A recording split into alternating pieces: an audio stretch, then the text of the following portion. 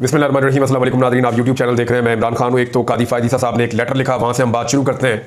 कादी फ़ायद ईसा साहब ने जो लेटर लिखा है वो 5 चीफ जस्टिस जो है हाई कोर्ट के, उनको लिखा।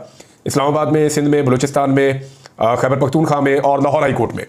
और उनसे उन्होंने कहा कि जी वो नाम बताएं जजेस के जिनको हाई कोर्ट्स के अंदर अपॉइंट किया जा सकता है। उन्होंने बताया जी कि मैं जब जज बना उसके बाद की उन्होंने सूरत बताई कि किस किस तरीके से सुप्रीम कोर्ट ऑफ पाकिस्तान में जजेस तैनात किए गए, फिर किस तरह से फेडरल शरीयत कोर्ट है उसके बारे में बताया, फिर बाकी सारी चीज़ें।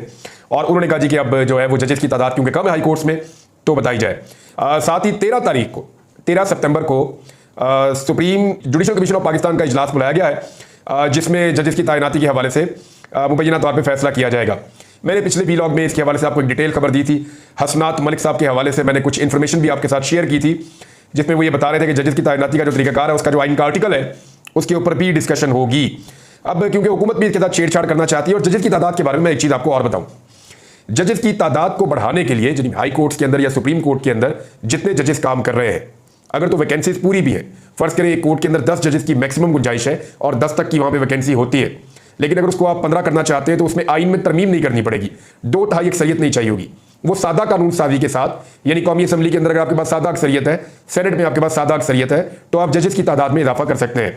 अब क्योंकि कादी फ़ायद ईसा साहब या उनकी सोच के हामिल जजेस वहां अकलियत में है सुप्रीम कोर्ट ऑफ पाकिस्तान में, लिहाजा ये तादाद बढ़ा के, और ये मैं अपने से नहीं कह रहा क्योंकि मेरे पास इसका बड़ा कम नॉलेज होता है, ये जो कोर्ट रिपोर्टर है वो रोजाना बताते हैं, जो वहाँ सीनियर जर्नलिस्ट है इस पे एनालिसिस करते हैं वो रोज बताते हैं, जो वकला है वो बताते हैं कि एक्चुअली ये इसलिए हो रहा है कि कादी फ़ायद ईसा साहब की अकलियत को वापस अक्सरियत में बदलने की कोशिश की जाए। अब देखिए ये तो एक प्रोसेस है जिसमें कादी फ़ायद ईसा साहब ने डाल दिया कि हाई कोर्ट के जो चीफ जस्टिस हैं वो पोटेंशियल कैंडिडेट्स जो है, जो बेहतर कैंडिडेट हैं जिनको जज बनाया जा सकता है, उनके तरह नाम रिकमेंड कर दें ताकि उनमें से जज बनाए जा सके हाई कोर्ट के अंदर। लेकिन एक मामला है इसमें जो जरूर उठाया जाना चाहिए। आपको याद होगा कादी फ़ायद ईसा साहब से पहले चीफ जस्टिस थे जस्टिस उमर अता बंदयाल साहब। मैं उन दिनों में किसी खबर से भी वाकफ नहीं था तो मुझे इन सारी चीज़ों का नहीं पता था। ये मैंने अभी किसी का ट्वीट पढ़ा तो मुझे जहन में आया कि इसके ऊपर रिसर्च की जाए। तो जब मैंने रिसर्च की तो मेरे सामने बहुत सारे अखबार खुल गए। इसमें जो है वो डॉन है, इसके अंदर जो है वो एक पेपर मेरे पास यहाँ पे बिजनेस रिकॉर्डर है, ट्रिब्यून है, ये तमाम जो पेपर्स हैं इन्होंने इसको रिपोर्ट किया था। जब जस्टिस उमर अता बंदयाल साहब ने अपनी रिटायरमेंट से 2 माह पहले ये इजलास बुलाया था जुडिशल कमीशन ऑफ पाकिस्तान का, और उन्होंने जजों की तैनाती करने की कोशिश की थी उस वक्त, तो उस पर कादी फ़ायद ईसा साहब ने बड़े सख्त किस्म के एतराज़ात किए थे। और उस वक्त पूरे पाकिस्तान में रोला पड़ गया था। कादी फ़ायद ईसा साहब ने एक लेटर भी लिख दिया था पाकिस्तान में। बुनियादी तौर पे जो बड़ा रोला पड़ गया था वो ये कि भाई 2 महीने बाद ये चीफ जस्टिस जाने वाले हैं तो ये क्यों जजों की तैनाती कर रहे हैं, इनका अब नहीं बनता कि ये जजों की तैनाती करें, तो जो जजेस की तैनाती है वो आने वाले चीफ जस्टिस यानी कादी फ़ायद ईसा साहब करेंगे। ये रोला डल गया था। अब कादी फ़ायद ईसा साहब के जाने में भी तो 2 माह रह गए, बल्कि 2 माह से भी कम वक्त रह गया है। 25 अक्टूबर को कादी साहब ने चले जाना है और अभी जो है वो आज जब मैं और आप बात कर रहे हैं तो 29 अगस्त है, तो कादी फ़ायद ईसा साहब की मुद्दत मुलाजमत खत्म होने वाली है। तो 2 माह पहले अगर एतराज किया जा रहा था जस्टिस उमर अता बंदयाल साहब के ऊपर, तो 13 तारीख को सितंबर की जब कादी फ़ायद ईसा साहब ये कर रहे होंगे तो उनका टाइम तो बहुत थोड़ा 1.5 माह का रह जाएगा। तो क्या कादी फ़ायद ईसा साहब को वो करना चाहिए जिसकी उन्होंने खुद मुखालफत की थी? अभी एक और चीज भी कादी साहब ने उठाई थी। उन्होंने कहा छुट्टियां चल रही हैं और छुट्टियों के अंदर आपने इजलास बुला लिया। लेकिन आपको याद होगा आज से कुछ अर्सा पहले, कुछ दिन पहले, कादी फ़ायद ईसा साहब ने छुट्टियों के दरमियान ही इजलास बुलवाया और बुलवाकर 2 एडहॉक जजेस लगवाए। याद आ गया आपको? यानी 4 वो लगाना चाहते थे लेकिन 2 उन्होंने लगवाए और छुट्टियों के बीच में लगवाए। जिस चीज पे कादी फ़ायद ईसा साहब ने तनकीद की जस्टिस उमर अता बंदयाल साहब पे, तकरीबन वो सारी चीजें कादी फ़ायद ईसा साहब ने उससे ज्यादा बुरे तरीके से की हैं।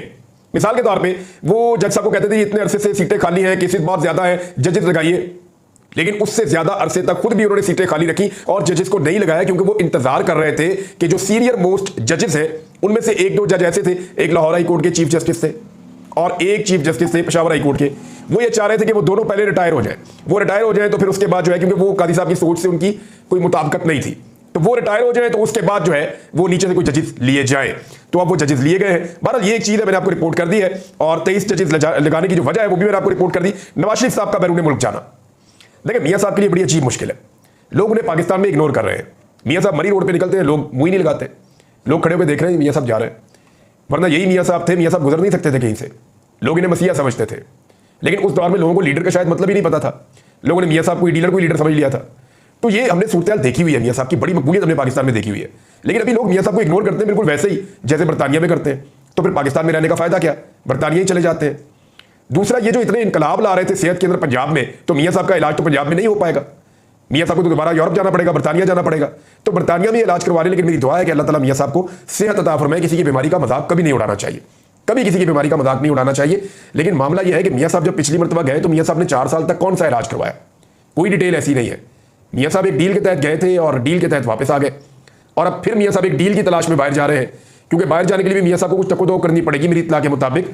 अभी तक तो उनको वैसी इजाजत नहीं है जैसी वो चाह रहे हैं। एक और चीज जो है कि इमरान खान साहब ने वैसे भी पाकिस्तान से बाहर जाना लीडर्स के लिए बड़ा मुश्किल कर दिया। माजी में ना ये बड़ा आसान हुआ करता था कि जो लीडर उठा वो पाकिस्तान से बाहर चला गया, स्टेटस सिंबल हुआ करता था कि जनाब फलां सियासतदान है, उनका इलाज चल रहा है अमेरिका में, उनका इलाज चल रहा है यूरोप में, उनका इलाज चल रहा है इटली में, महंगी महंगी बीमारियां, महंगे महंगे इलाज, कि जनाब इनके इतनी ये कौम की टेंशन लेते हैं, इतना ज्यादा ये कौम के लिए काम करते हैं कि बेचारे बीमार हो जाते हैं तो पाकिस्तानी डॉक्टरों के पास इनका इलाज भी नहीं होता।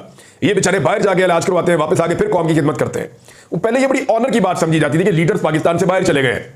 लेकिन इमरान खान साहब ने जो कर छोड़ा है, यानी वो एक आदमी उठा, अजीब दरवेश आदमी है, उसने उठ के नारा लगाया ऊंची आवाज में कि मेरा जीना मरना पाकिस्तान में है, मैं इस मुल्क को छोड़कर नहीं जा रहा, मेरी कोई प्रॉपर्टी भी पाकिस्तान से बाहर नहीं है। तो जब इमरान खान ने यह कहा तो लोगों को समझ आई भी लीडर ऐसा भी होता है। वो लिफ्ट से गिरा, उसकी गर्दन के ऊपर बहुत जबरदस्त चोट लगी, शदीद जख्मी हो गया। बहुत लोगों ने कहा बाहर जाके इलाज करवाई, नहीं गया। उसको गोलियां लगी, लोगों ने कहा बाहर जाके इलाज करवाई, नहीं गया। वो पाकिस्तान से बाहर जाने के लिए तैयार ही नहीं था, वो पाकिस्तान के अंदर ही रहना चाहता है और पाकिस्तान के अंदर सियासत करना चाहता है। तो मियाँ साहब जैसे जो सियासतदान है उनके लिए बड़ा मुश्किल हो जाता है, क्योंकि वो पब्लिक में एक हीरो की तरह रहना चाहते हैं। लेकिन जब असल हीरो आया और उसने असल पैटर्न सेट किया तो उसके ऊपर चलना बहुत मुश्किल है। मिसाल के तौर पे आइंदा जेल में जाना किसी भी सियासतदान के लिए अजाब बन जाएगा, क्योंकि देखिए सियासतदानों को आदत है कि 10 से 15 दिन 20 दिन में वो बीमार हो जाते हैं जेल में, और वो बीमार होने के बाद फिर जेल के अस्पताल में या दीगर किसी और अस्पताल के अंदर अपना बाकी टाइम गुजारते हैं। लीडर जेलों में नहीं रहते पाकिस्तान में, ये ट्रेंड नहीं है। और अगर रहते भी है जेलों में तो ऐसी क्लास में रहते हैं जो बड़ी फर्स्ट क्लास किस्म की होती है, बड़ी शानदार किस्म की क्लास होती है। लेकिन इमरान खान साहब ने जो स्टैंडर्ड सेट कर दिया एक सेल के अंदर रह के, और जिस किस्म की सख्ती वो आजकल के दिनों में तन्हाई और सख्ती बर्दाश्त कर रहे हैं, ये एक ऐसी चीज हो गई है कि आइंदा लीडर जेल में जाने नहीं चाहेंगे, क्योंकि जेल में जाएंगे तो बीमार होना पड़ता है, बीमार होंगे तो लोग गालियां देंगे, लोग कहेंगे भी वो इमरान खान 70 साल से ज्यादा उम्र का, वो 1 साल से ज्यादा जेल के अंदर पड़ा हुआ है और उसने एक दफा शिकवा नहीं किया, ना वो एक दफा बीमार हुआ, ना उसने एक दफा रोना धोना किया, ना उसने कोई और बहाना लगाया, ना वो पाकिस्तान से बाहर जाना चाहता है, ना वो डील करता है। तो जेल में जाना भी सियासतदानों के लिए बड़ा मुश्किल कर दिया है। एक और खबर है नाज़रीन, खबर तो अफसोसनाक है लेकिन मुझे आपके साथ शेयर करनी पड़ेगी। खबर है जी पंजाब पुलिस के हवाले से। पंजाब पुलिस ने एक बड़ा अजीबोगरीब काम किया और बड़ा मायूस किया। कच्चे के अंदर आपको पता है कि एक ऑपरेशन अब करना पड़ेगा, क्योंकि वहां पे हमारे 12 पुलिस एहलकारों को शहीद कर दिया गया कच्चे के डाकुओं की जानिब से। उन्होंने आजकल अपने यूट्यूब चैनल भी बनाए हुए हैं, वो वहां से जनाब वो कह रहे हैं हमें सब्सक्राइब करें, और वो वीडियो बना के डाल रहे हैं कच्चे के डाकुओं के जो वहां पे साथी हैं उनके। अच्छा, अब इसमें यह है कि राजनपुर के कच्चे के इलाके में डाकुओं के खिलाफ ऑपरेशन से पुलिस ने इनकार कर दिया और रास्ते में उतर गए। ये पुलिस वालों को लेकर गाड़ियां जा रही थी जनूबी पंजाब में कि जनाब कच्चे में जाके ऑपरेशन करना है। 25 पुलिस वाले तकरीबन उतर गए। उन्होंने कहा जी हम नहीं जाते, हम अपने नुकसान के जिम्मेदार खुद होंगे, नौकरी जाती है तो जाए, हम जान से मरना नहीं चाहते, हमें अब वहां ना ले जाए मौत के मुंह के अंदर। और वो तैयारी नहीं है, वो सारी चीजें नहीं अब किधर में लेकर जा रहे। बहरहाल पुलिस वाले उतर गए और उन्होंने कहा जी ऑपरेशन में हिस्सा नहीं लेंगे। तो फिर पुलिस वाले दूसरे भेजे गए, पीछे से ताजा कुमक उनको मनाया गया, मना के भेजा गया। अब पुलिस का मोराल इतना डाउन क्यों है? देखिए, जब आप पुलिस से ये काम लेंगे ना कि औरतों को घसीटो, जब आप पुलिस से ये काम लेंगे कि चादर और चार दीवारी का तकद्दुस पामाल करो, जब आप पुलिस से ये काम लेंगे कि सियासी दफ्तरों को बंद करो, सियासी बंदों को मारो, जब आप पुलिस से ये काम लेंगे कि ज्यादती करो लोगों के साथ और एक पॉलिटिकल पार्टी जो है उसको दफन कर दो, दबा दो, लोगों की इमलाक को नुकसान पहुंचाओ, वो घरों में छापे मारते हैं, सामान उठा के ले जाते हैं, सामान को तोड़ फोड़ देते हैं। तो जिस किस्म का पुलिस से काम लिया गया ना, उनको वैसे ही काम की आदत पड़ गई पिछले 2 साल में। क्राइम फाइटिंग जो है वो पुलिस शायद करना नहीं चाहती या करने के काबिल नहीं है, या पुलिस का मोराल डाउन हो गया है। देखिए, मरियम नवाज ने पुलिस की यूनिफॉर्म पहनी ये सोच के कि शायद पुलिस का मोराल ऊपर आएगा, लेकिन जो पंजाब पुलिस ने कभी नहीं किया, यानी मुकाबले से तो पंजाब पुलिस कभी नहीं भागी थी। ये हमेशा मुकाबला करते हैं, खड़े हो जाते हैं। मुझे अच्छी तरह याद है दहशतगर्दी के खिलाफ जब जंग चल रही थी तो पुलिस सबसे ज्यादा फ्रंट पे सबसे आगे हमेशा खड़ी रही है। वो जो नाका लगाया हुआ खड़ा हुआ होता था ना सिपाही, मैंने कई मरतबा जाके उनके इंटरव्यूज किए, क्योंकि वो आदमी इस खतरे में खड़ा हुआ होता था कि जिस गाड़ी को मैं चेक कर रहा हूं ये गाड़ी के अंदर धमाका हो सकता है, लेकिन फिर भी कोई बंदा नाका छोड़ के नहीं भागा। आज तक मैंने पुलिस में नहीं सुना कि कोई नाका छोड़ के भागा हो या किसी ने अपनी पोजीशन छोड़ी हो। पुलिस तो ऐसी बहादुर और इतना बुलंद इसका मोराल था। ये आईजी उस्मान अनवर साहब ने पता नहीं क्या कर दिया पुलिस को। और दूसरा खासतौर पे जो मरियम नवाज ने यूनिफॉर्म पहना पुलिस का, उससे मोराल ऊपर जाना चाहिए था, मोराल नीचे चला गया पुलिस का। अब मेरे ख्याल में पुलिस के मोराल के लिए दोबारा काम करना पड़ेगा, और पुलिस को ऐसा लगता है कि ये चीज़ें शायद जो उनसे हो रही हैं, यानी मैं जो पुलिस वाले मेरे दोस्त हैं, जब मैं गिरफ्तार जब हुआ तो मुझे पुलिस वालों ने ये कहा कि हम मजबूर हैं। यानी लास्ट टाइम जब मैं हज पे जा रहा था तो पुलिस वाले मेरे आगे हाथ जोड़ के उनके हाथ कांप रहे थे। एक पुलिस वाले ने मेरे घुटनों से पकड़ा, वो मेरे पाँव को हाथ लगाना चाहता था, मैंने उसके हाथ पकड़ लिया। मैंने कहा क्यों करते हो गुनाहगार? तो उसने कहा जी हमको कसूरवार नहीं है भाईजान, हम ये कभी नहीं करना चाहते। उनकी आंखों में आंसू थे पुलिस वालों की। जबरदस्ती आपने उनसे ऐसे काम करवाए, उनका नौकरी से दिल ही उठा हुआ बेचारों का, मजबूरन अपने पेट के लिए नौकरी कर रहे हैं। ये पुलिस के साथ इन्होंने किया। जब आप एक फोर्स को अपने सियासी और जाती मकासद के लिए इस्तेमाल करते हैं ना, तो उसका मोराल डाउन होता है। ये लिखी बड़ी बात है और यही यहां पे पुलिस के साथ हुआ है। पाकिस्तान तहरीक इंसाफ ने, अभी आपको नजर आ जाएगी पुलिस की एक्टिविटी, यानी कोई शख्स कह रहा था, बल्कि असेंबली के अंदर से मुझे आवाज आई, वहां ये कहा गया कि जनाब आप कच्चे के अंदर पाकिस्तान तहरीक इंसाफ के दफातर खुलवा दें जगह जगह पे। फिर देखें पुलिस कैसे छलांगे मारती हुई जाती है वहां पे, या पीटीआई का वहां जलसा रखवा दें। फिर देखें पुलिस कैसे जाती है वहां पे, पुलिस को आदत पड़ गई है पीटीआई को मारने की, और तो ये किसी को मारते नहीं है। अच्छा, अब ऐसा है कि 15 तारीख को लाहौर के अंदर जलसा पाकिस्तान तहरीक इंसाफ ने रख दिया। इससे पहले उन्होंने इस्लामाबाद में एक जलसा रखा हुआ, क्योंकि पीटीआई ये चाहती है कि पहला जलसा इस्लामाबाद में हो, उसके बाद बाकी शहरों में आहिस्ता आहिस्ता शुरू हो। लेकिन पहला जलसा वो इस्लामाबाद में करना चाहते हैं। इस्लामाबाद में 8 सितंबर को है और 15 सितंबर को, उसके एक हफ्ते के बाद लाहौर में मीनार पाकिस्तान में पाकिस्तान तहरीक इंसाफ ने एक बड़े जलसे की अनाउंसमेंट की है। अब देखते हैं कि पुलिस और इंतजामिया लाहौर में क्या करती है। अच्छा, एक खबर और आई हुई है कि फजलुर रहमान साहब ने 2 सेनेट की नशिस्तें मांगी है खैबर पख्तूनख्वा में पाकिस्तान तहरीक इंसाफ से। तो ये खबर मेरे पास पूरी है, मैं आपको बता देता हूँ एक्चुअली मामला क्या है। मामला यह है कि खैबर पख्तूनख्वा में 11 नशिस्तों के ऊपर टोटल इलेक्शन होना है। 11 नशिस्तों पर टोटल इलेक्शन होना है खैबर पख्तूनख्वा में सेनेट का। अच्छा, पाकिस्तान तहरीक इंसाफ 10 सीटों के ऊपर बिल्कुल जीत सकती है, साफ बिल्कुल नीट एंड क्लीन 10 सीटें पाकिस्तान तहरीक इंसाफ जीत सकती है। फजलुर रहमान साहब के पास एक सीट की जो वोट है वो पूरे नहीं है, उनको पीपल्स पार्टी और नून लीग के वोट लेने पड़ेंगे। लेकिन फजलुर रहमान साहब जब नून लीग और पीपल्स पार्टी के वोट लेंगे तो फिर उनको वोट देंगे भी, कौमी असेंबली में जाके देना पड़ेगा उनकी 2 तारीख अक्सरियत करवाने के लिए।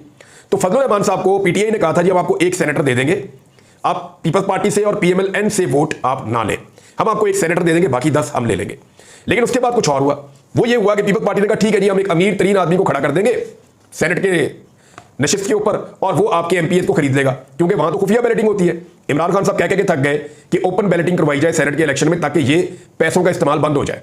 लेकिन ये धमकाया गया पाकिस्तान तहरीक इंसाफ को कि जनाब पीपल्स पार्टी को भी एक सीट दें आप, नहीं तो फिर हम एक काम करेंगे आपके एमपीएस को खरीद लेंगे और अपना एक सेनेटर बना लेंगे। इसी तरह पीएमएलएन ने भी धमकी लगाई। अब एक की 4 सीटें, एक की 5 सीटें और वो दोनों एक एक सेनेटर मांग रहे हैं। तो मेरी इंफॉर्मेशन के मुताबिक जो पहले फॉर्मूला तय हुआ था जिसमें अनअपोज्ड इलेक्शन होना था, बिला मुकाबला इलेक्शन, उसमें 8 सीटें पीटीआई, 1 सीट नून लीग, 1 सीट पीपल्स पार्टी और 1 सीट फजलुर रहमान। और वो भी इसलिए कि पाकिस्तान तहरीक इंसाफ को अपने एमपीएस पे एतबार नहीं है। पाकिस्तान तहरीक इंसाफ को ऐसा लगता है कि उनके एमपीएस बिक जाएंगे और खुफिया बैलेटिंग के अंदर वो खामोशी से वोट डाल देंगे, पीपल्स पार्टी को या बेच देंगे या पीएमएलएन को बेच देंगे या फजलुर रहमान को बेच देंगे। तो हमारी जो 8 मिलनी है, जो 10 मिलनी है, वो 8 भी नहीं होनी, 7 हो जानी है।